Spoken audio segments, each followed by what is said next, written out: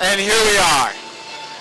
These players have waited all their lives for this moment in time, to play on a national stage, to play for basketball's glory. And as the music gets piped into this building, this is Teeing It Up with Jeremy Schilling, the NEC Championship Preview Edition, live from Press Row at the TD Bank Sports Center in Hamden, Connecticut. This is going to be the most action-packed hour of radio I've probably ever hosted. And it starts with royalty. It starts with a legend. It starts with the voice of WQUN, as these kids are now open to run in here. And the people who have been tailgating since 2 o'clock and lined up outside are now free to run into this building and take their seats in the student section. Bill Schweizer joins me. Hello, Professor. You can drop the professor. I can be Bill on your show. All right. You know, what a moment this is, though, for the university to see these kids running as fast as they can to get into this building and get into the student section.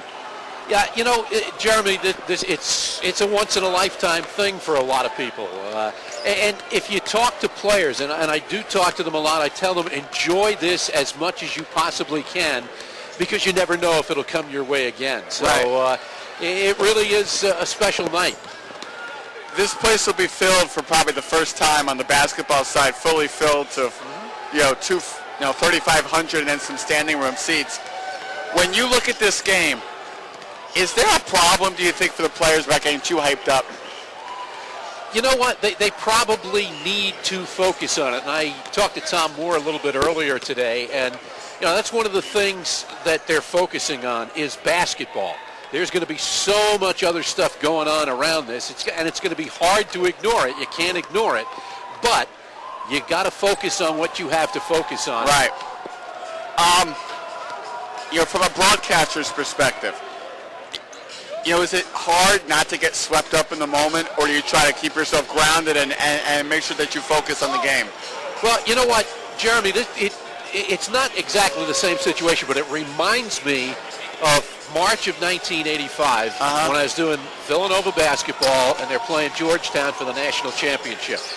National championship game. It was in Lexington, Kentucky at the Rupp Arena. Right. All day long I sat in my hotel room and kept on focusing on don't sound like an idiot on the air. Be professional. No, seriously, because you can get caught up in the moment. Right. And to a certain extent, I've done the same thing here today, to be professional, to get excited, but don't act like a knucklehead.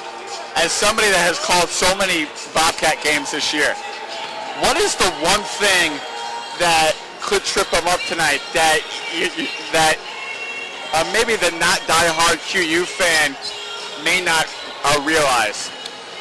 There's so many things that could trip you up in a game like this. It's one game, winner take all.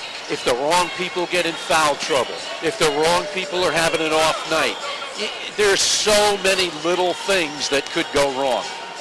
I hate to bring up I guess you could call it the third rail, sort of this, and that's the officiating. For people who listen to your broadcast, it's no secret that the refs, in your opinion, sometimes make some horrible calls.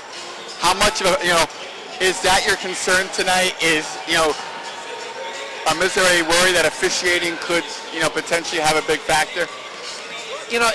That could always be. That could happen in the NCAA championship game. It could happen in the NBA final. It could happen anywhere that a bad call is going to derail a team. It could happen to Quinnipiac. It could happen to Robert Morris. Your mindset has to be that no matter what happens out here, you focus, you do the things that you do, and forget all of that stuff. So, here's my last question. You've had all this coaching. You've had all this practicing, in the 3 days leading up to this. You've been so intently focused on getting to the next stage, on prepping for this game. As somebody that has looked at all these great moments over the years from the outside and has talked to players and coaches, what's the best pregame pep talk that you've ever heard somebody tell a team that you think worked? Well, I'm not sitting in the locker room when Tom Moore goes in there. I wasn't sitting with Joe DeSantis. I'm not sitting with Rand Pecknall. But basically, what you want to do is tell your guys to focus on the job at hand. You can't score 10 points with one basket. You can't stop the other team from scoring every single time down the floor. Play your game. Bill Schweizer, thank you. Jeremy, anytime. No problem. Thank you. And he'll be on WQUN. And